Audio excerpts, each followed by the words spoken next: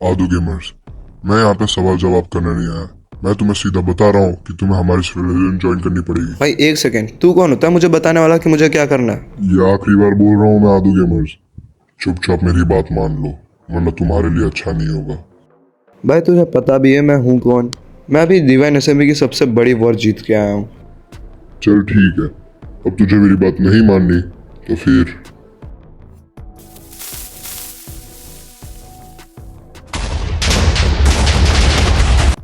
अगर तुम्हें नहीं पता है कि ये हो क्या रहा है तो मैं तुम्हें बता दूँ, ये है डिवाइन एसएमपी। इस सर्वर में कोई भी अगर एक बार मरता है तो उसके एक हर्ट नहीं 2 हर्ट जाते हैं। यही चीज़ इस एसएमपी को बहुत यूनिक बनाती है। लेकिन अब सवाल आता है कि आखिर मैं इस सिचुएशन में फंसा कैसे। अगर तुम लोगों ने पिछली वाली वीडियो देखी होगी तो तुम्हें पता ही होगा, सर्वर में हुई थी सबसे बड़ी वॉर और उस वॉर में मैं और डार्क भाई की टीम जीत गए थे। वॉर के बाद जब मैं स्पॉन से बहुत ज़्यादा दूर रहने चले जाता हूँ तभी मेरे को ये प्लेयर मिलता है।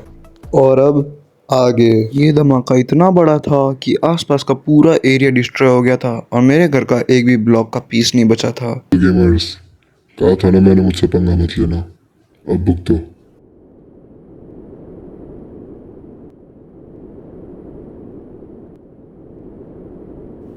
मैं भुगतूंगा नहीं, मैं तुझे तेरे किए का पछतावा दूंगा। क्या?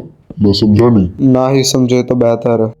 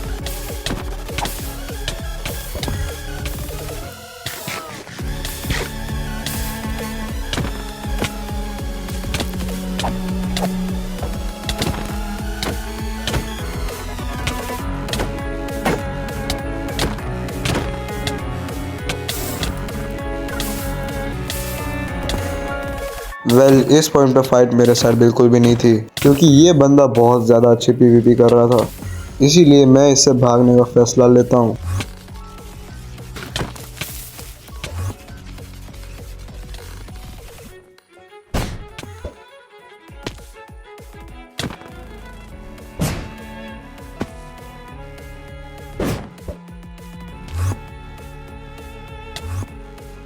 मेरे पास रिसोर्सेज की कमी थी पर उस बंदे के पास बिल्कुल भी नहीं, इसी के लिए इस बंदे से मैं जितना भी भागूं ये मेरे पीछे आ ही जाता।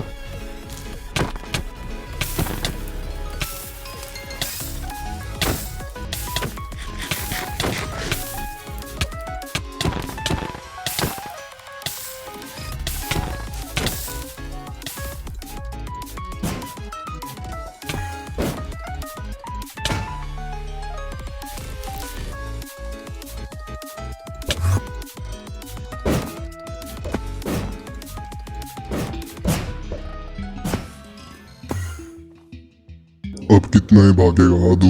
पहली बार मुझे ऐसा लगा कि अब मुझे सरेंडर करना चाहिए और मेरे पास उसके अलावा कोई ऑप्शन भी नहीं था। चुपचाप मेरे पीछे पीछे आते रहो। भाई तू है कौन? तू वॉइस चेंजर क्यों लगा रहा है? कहाँ से आया है? कुछ तो बता अपने बारे में। अब एक शब्द और बोला तो सीधा मार दूंगा तुझे।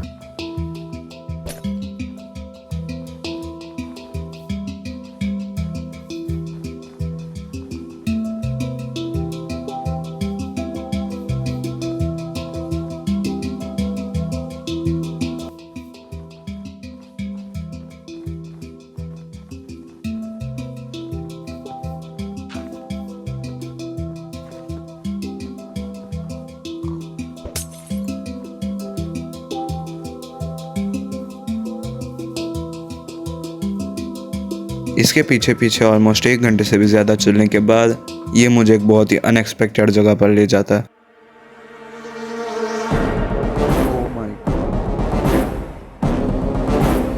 जहाँ पर थी 2 ह्यूज एक्सेलोटल TNT कैनन्स, दो huge watch towers to protect their civilisation, एक बहुत बड़ा टाउन, एक इतना बड़ा कैसल जिसके अंदर हंड्रेड्स ऑफ प्लेयर रह सकते हो, and in the middle of the sky एक ऐसा प्लेयर रहता था जो इन सब के ऊपर रूल करता था।